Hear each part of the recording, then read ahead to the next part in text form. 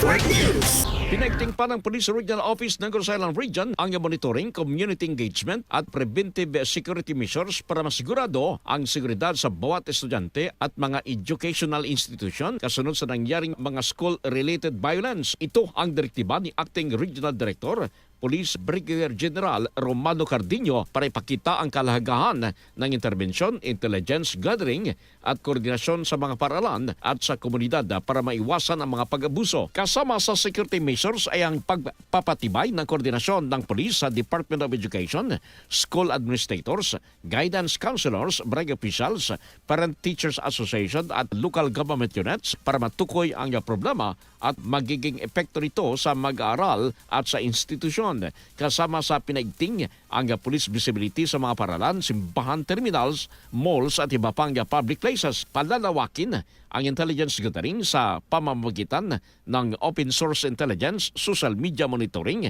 at pag-validate ng mga pananakot at alarma sa social media. Kasama mo sa RMN Bacolod, Radyo Man Albert Henar. Tatak RMN. RMN Network News.